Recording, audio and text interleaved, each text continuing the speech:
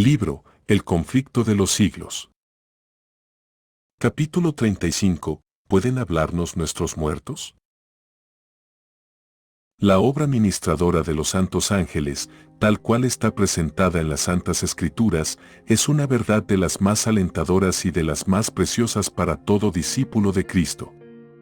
Pero la enseñanza de la Biblia acerca de este punto ha sido obscurecida y pervertida por los errores de la teología popular. La doctrina de la inmortalidad natural, tomada en un principio de la filosofía pagana e incorporada a la fe cristiana en los tiempos tenebrosos de la gran apostasía, ha suplantado la verdad tan claramente enseñada por la Santa Escritura, de que los muertos nada saben. Multitudes han llegado a creer que los espíritus de los muertos son los espíritus ministradores, enviados para hacer servicio a favor de los que han de heredar la salvación. Y esto a pesar del testimonio de las Santas Escrituras respecto a la existencia de los ángeles celestiales y a la relación que ellos tienen con la historia humana desde antes que hubiese muerto hombre alguno. La doctrina de que el hombre queda consciente en la muerte, y más aún la creencia de que los espíritus de los muertos vuelven para servir a los vivos, preparó el camino para el espiritismo moderno. Si los muertos son admitidos a la presencia de Dios y de los santos ángeles y si son favorecidos con conocimientos que superan en mucho a los que poseían anteriormente, ¿por qué no habrían de volver a la tierra para iluminar e ilustrar a los vivos? Sí, como lo enseñan los teólogos populares, los espíritus de los muertos se ciernen en torno de sus amigos en la tierra. ¿Por qué no les sería permitido comunicarse con ellos para prevenirlos del mal o para consolarlos en sus penas? ¿Cómo podrán los que creen en el estado consciente de los muertos rechazar lo que les viene cual luz divina comunicada por espíritus glorificados? Representan un medio de comunicación considerado sagrado, del que Satanás se vale para cumplir sus propósitos. Los ángeles caídos que ejecutan sus órdenes se presentan como mensajeros del mundo de los espíritus. Al mismo tiempo que el príncipe del mal asevera poner a los vivos en comunicación con los muertos, ejerce también su influencia fascinadora sobre las mentes de aquellos. Satanás puede evocar ante los hombres la apariencia de sus amigos fallecidos. La imitación es perfecta, los rasgos familiares, las palabras y el tono son reproducidos con una exactitud maravillosa. Muchas personas se consuelan con la seguridad de que sus seres queridos están gozando de las delicias del cielo, y sin sospechar ningún peligro, dan oídos a espíritus seductores y a enseñanzas de demonios. Después que Satanás ha hecho creer a esas personas que los muertos vuelven en realidad a comunicarse con ellas, hace aparecer a seres humanos que murieron sin preparación. Estos aseguran que son felices en el cielo y hasta que ocupan allí elevados puestos, por lo que se difunde el error de que no se hace diferencia entre los justos y los injustos. Esos supuestos visitantes del mundo de los espíritus dan a veces avisos y advertencias que resultan exactos. Luego que se han ganado la confianza, presentan doctrinas que de hecho destruyen la fe en las Santas Escrituras. Aparentando profundo interés por el bienestar de sus amigos en la tierra, insinúan los errores más peligrosos. El hecho de que dicen algunas verdades y pueden a veces anunciar acontecimientos da a sus testimonios una apariencia de verosimilitud, y sus falsas enseñanzas son aceptadas por las multitudes con tanta diligencia y creídas tan a ciegas como si se tratara de las verdades más sagradas de la Biblia. Se rechaza la ley de Dios, se desprecia al Espíritu de gracia y se considera la sangre de la alianza como cosa profana. Los espíritus niegan la divinidad de Cristo y hasta ponen al Creador en el mismo nivel que ellos mismos. Bajo este nuevo disfraz el gran rebelde continúa llevando adelante la guerra que empezó en el cielo y que se prosigue en la tierra desde hace unos 6000 años. Muchos tratan de explicar las manifestaciones espiritistas atribuyéndolas por completo al fraude y a juego de manos de los médiums. Pero, si bien es cierto que muchas veces se han hecho pasar supercherías por verdaderas manifestaciones, no deja de haber habido también manifestaciones de poder sobrenatural. Los llamamientos misteriosos con que empezó el espiritismo moderno no fueron resultado de la superchería o de la astucia humana, sino obra directa de ángeles malos, que introdujeron así uno de los engaños más eficaces para la destrucción de las almas. Muchos hombres serán entrampados por la creencia de que el espiritismo es tan solo una impostura humana, pero cuando sean puestos en presencia de manifestaciones cuyo carácter sobrenatural no pueda negarse, serán seducidos y obligados a aceptarlas como revelación del poder divino. Estas personas no toman en cuenta el testimonio de las Santas Escrituras respecto a los milagros de Satanás y de sus agentes. No fue sino mediante la ayuda de Satanás que los nigromantes de Faraón pudieron imitar la acción de Dios. San Pablo declara que antes de la segunda venida de Cristo habrá manifestaciones análogas del poder satánico. La venida del Señor debe ser precedida de la operación de Satanás, con todo poder, y con señales, y con maravillas mentirosas, y con todo el artificio de la injusticia. Segunda de Tesalonicenses 2:9, 10. Y el apóstol San Juan, describiendo el poder milagroso que se ha de dar a conocer en los últimos días, declara, obra grandes prodigios, de tal modo que hace descender fuego del cielo a la tierra, a la vista de los hombres. Y engaña a los que habitan sobre la tierra, por medio de las señales que se le ha dado poder de hacer. Apocalipsis 13:13, 14. Lo que se predice aquí no es una simple impostura. Los hombres serán engañados por los milagros que los agentes de Satanás no solo pretenderán hacer, sino que de hecho tendrán poder para realizar. El príncipe de las tinieblas, que por tanto tiempo ha estado empleando los poderes de su inteligencia superior en la obra de engaño, adapta hábilmente sus tentaciones a los hombres de todas las clases y condiciones. A las personas cultas y refinadas les presenta el espiritismo bajo sus aspectos más sutiles e intelectuales y así consigue atraer a muchos a sus redes. La sabiduría que comunica el espiritismo es la que describe el apóstol Santiago, la cual no es la que desciende de lo alto, sino terrena, animal, diabólica. Santiago 3:15. Y esto es, precisamente, lo que encubre el gran seductor cuando el sigilo es lo que más conviene a sus fines. El que, vestido con el brillo de celestiales serafines, pudo aparecer ante Cristo para tentarle en el desierto, suele presentarse también a los hombres del modo más atractivo, cual si fuere ángel de luz. Apela a la razón por la presentación de temas elevados, deleita los sentidos con escenas que cautivan y conquistan los afectos por medio de imágenes elocuentes de amor y caridad. Excita la imaginación en sublimes arrebatos e induce a los hombres a enorgullecerse tanto de su propia sabiduría, que en el fondo de su corazón desprecian al Dios eterno. Ese ser poderoso que pudo transportar al Redentor del mundo a un altísimo monte y poner ante su vista todos los reinos y la gloria de la tierra, presentará sus tentaciones a los hombres y pervertirá los sentidos de todos los que no estén protegidos por el poder divino. Satanás seduce hoy día a los hombres como sedujo a Eva en el Edén, lisonjeándolos, alentando en ellos el deseo de conocimientos prohibidos y despertando en ellos la ambición de exaltarse a sí mismos. Fue alimentando esos males como cayó él mismo, y por ellos trata de acarrear la ruina de los hombres. Y seréis como Dios, dijo él, conocedores del bien y del mal. Génesis 3:5. El espiritismo enseña que el hombre es un ser susceptible de adelanto, que su destino consiste en progresar desde su nacimiento, aún hasta la eternidad, hacia la divinidad. Y además que cada inteligencia se juzgará a sí misma y no será juzgada por otra. El juicio será justo, porque será el juicio que uno haga de sí mismo. El tribunal está interiormente en vosotros. Un maestro espiritista dijo cuando la conciencia espiritual se despertó en él, todos mis semejantes eran semidioses no caídos. Y otro dice, todo ser justo y perfecto es Cristo. Así, en lugar de la justicia y perfección del Dios infinito que es el verdadero objeto de la adoración, en lugar de la justicia perfecta de la ley, que es el verdadero modelo de la perfección humana, Satanás ha colocado la naturaleza pecadora del hombre sujeto al error, como único objeto de adoración, única regla del juicio o modelo del carácter. Eso no es progreso, sino retroceso. Hay una ley de la naturaleza intelectual y espiritual según la cual modificamos nuestro ser mediante la contemplación.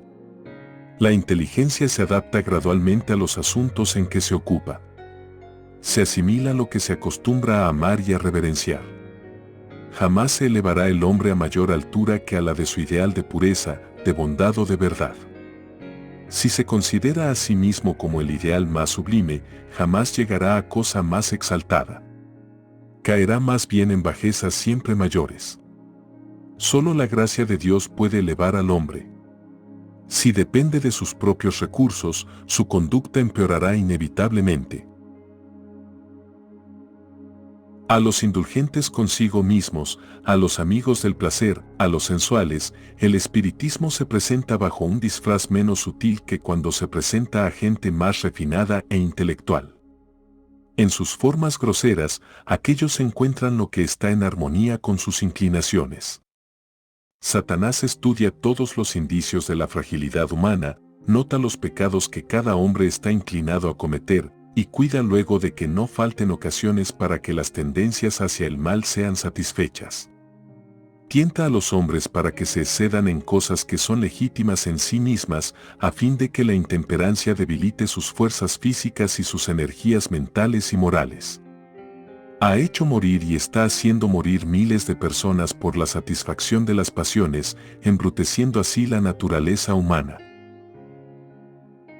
Y para completar su obra, declara por intermedio de los espíritus que el verdadero conocimiento coloca a los hombres por encima de toda ley, que cualquier cosa que sea, es buena, que Dios no condena, y que todos los pecados que se cometen sin envolver culpabilidad alguna. Cuando la gente es inducida así a creer que el deseo es ley suprema, que la libertad es licencia y que el hombre no es responsable más que ante sí mismo, ¿quién puede admirarse de que la corrupción y la depravación abunden por todas partes? Las multitudes aceptan con avidez las enseñanzas que les dan libertad para obedecer los impulsos carnales. Se da rienda suelta a la lujuria y el hombre pierde el imperio sobre sí mismo, las facultades del espíritu y del alma son sometidas a los más bestiales apetitos, y Satanás prende alegremente en sus redes a millares de personas que profesan ser discípulos de Cristo. Pero nadie tiene por qué dejarse alucinar por los acertos engañosos del espiritismo. Dios ha dado a los hombres luz suficiente para que puedan descubrir la trampa. Como ya lo hemos visto, la teoría que constituye el fundamento mismo del espiritismo está en plena contradicción con las declaraciones más terminantes de las Santas Escrituras. La Biblia declara que los muertos no saben nada, que sus pensamientos han perecido, no tienen parte en nada de lo que se hace bajo el sol, no saben nada de las dichas ni de las penas de los que les eran más caros en la tierra. Además, Dios ha prohibido expresamente toda supuesta comunicación con los espíritus de los muertos. En tiempo de los hebreos había una clase de personas que pretendía, como los espiritistas de nuestros días, sostener comunicaciones con los muertos. Pero la Biblia declara que los espíritus, como se solía llamar a los visitantes de otros mundos, son espíritus de demonios. Números 25, 1-3, Salmos 106, 28. La costumbre de tratar con espíritus o adivinos fue declarada abominación para el Señor y era solemnemente prohibida so pena de muerte. Levítico 19, 31, 20, 27. Aún el nombre de la hechicería es objeto de desprecio en la actualidad. El acerto de que los hombres pueden tener comunicación con malos espíritus es considerado como una fábula de la Edad Media.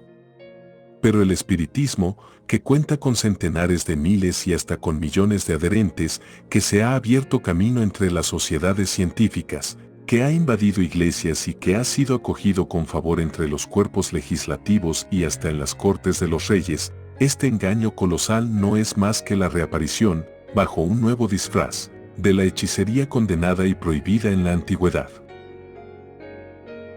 Si no existiera otra evidencia tocante a la naturaleza real del espiritismo, debería bastar a todo cristiano el hecho de que los espíritus no hacen ninguna diferencia entre lo que es justo y lo que es pecado, entre el más noble y puro de los apóstoles de Cristo y los más degradados servidores de Satanás. Al representar al hombre más vil como si estuviera altamente exaltado en el cielo, es como si Satanás declarara al mundo: no importa cuán malos seáis, no importa que creáis o no en Dios y en la Biblia. Vivid como gustéis, que el cielo es vuestro hogar. Los maestros espiritistas declaran virtualmente: todo aquel que obra mal es bueno a los ojos de Jehová, y él se complace en los tales, o si no, ¿dónde está el Dios de juicio? Malaquías 2:17. La palabra de Dios dice: ay de los que llaman a lo malo bueno, y a lo bueno malo, que ponen tinieblas por luz, y luz por tinieblas. Isaías 5:20. Esos espíritus mentirosos representan a los apóstoles como contradiciendo lo que escribieron bajo la inspiración del Espíritu Santo durante su permanencia en la tierra. Niegan el origen divino de la Biblia, anulan así el fundamento de la esperanza cristiana y apagan la luz que revela el camino hacia el cielo. Satanás hace creer al mundo que la Biblia no es más que una ficción, o cuando mucho un libro apropiado para la infancia de la raza, del que se debe hacer poco caso ahora, o ponerlo a un lado por anticuado. Y para reemplazar la palabra de Dios, ese mismo Satanás ofrece sus manifestaciones espiritistas. Estas están enteramente bajo su dirección y mediante ellas puede hacer creer al mundo lo que quiere. Pone en la oscuridad, precisamente donde le conviene que esté, el libro que le debe juzgar a él y a sus siervos, y hace aparecer al Salvador del mundo como un simple hombre. Así como la guardia romana que vigilaba la tumba de Jesús difundió la mentira que los sacerdotes y los ancianos insinuaron para negar su resurrección, así también los que creen en las manifestaciones espiritistas tratan de hacer creer que no hay nada milagroso en las circunstancias que rodearon la vida de Jesús. Después de procurar así que la gente no vea a Jesús, le llaman la atención hacia sus propios milagros y los declaran muy superiores a las obras de Cristo. Es cierto que el espiritismo está mudando actualmente sus formas y echando un velo sobre algunos de sus rasgos más repulsivos, reviste un disfraz cristiano. Pero sus declaraciones hechas desde la tribuna y en la prensa han sido conocidas por el público desde hace muchos años y revelan su carácter verdadero. Esas enseñanzas no pueden ser negadas ni encubiertas. Hasta en su forma actual, lejos de ser más tolerable, el espiritismo es en realidad más peligroso que anteriormente debido a la mayor sutileza de su engaño. Mientras años atrás atacaba a Cristo y la Biblia, declara ahora que acepta a ambos. Pero su interpretación de la Biblia está calculada para agradar al corazón irregenerado, al paso que anula el efecto de sus verdades solemnes y vitales. Los espiritistas hacen hincapié en el amor como si fuese atributo principal de Dios, pero lo rebajan hasta hacer de él un sentimentalismo enfermizo y hacen poca distinción entre el bien y el mal. La justicia de Dios, su reprobación del pecado, las exigencias de su santa ley, todo eso lo pierden de vista. Enseñan al pueblo a que mire el decálogo como si fuera letra muerta. Fábulas agradables y encantadoras cautivan los sentidos e inducen a los hombres a que rechacen la Biblia como fundamento de su fe. Se niega a Cristo tan descaradamente como antes, pero Satanás ha cegado tanto al pueblo que no discierne el engaño. Pocas son las personas que tienen justo concepto del poder engañoso del espiritismo y del peligro que hay en caer bajo su influencia.